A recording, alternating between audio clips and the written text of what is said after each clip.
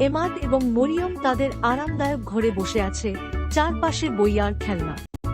তারা তাদের টেবিলের উপর একটি উজ্জ্বল বই আবিষ্কার করে, যা হঠাৎ করে নিজেই খুলে যায়, যা তাদের একটি অ্যাডভেঞ্চারে আমন্ত্রণ জানায়।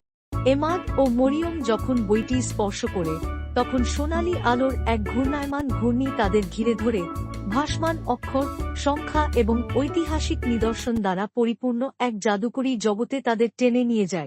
বইটি তাদের মহাকাশে নিয়ে যায়, যেখানে তারা গ্রহ, তারা এবং নভোচারীদের দেখতে পায়।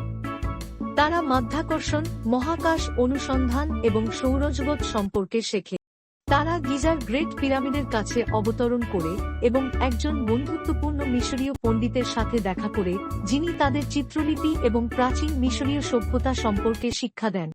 বইটি তাদের পানির নিচে নিয়ে যায়, যেখানে তারা রঙিন মাছ, প্রবাল প্রাচীর এবং একটি বন্ধুত্বপূর্ণ ডলফিন দেখতে পায় যে তাদের সামুদ্রিক জীবন সম্পর্কে শেখায়। এমাদ এবং মরিয়ম অবশেষে তাদের ঘরে ফিরে আসে, বইটি শেষ হয়, এবং তারা উত্তেজিতভাবে তাদের বাবা-মাকে তাদের জাদুকরী যাত্রার কথা বলে, আরও জানতে আগ্রহী।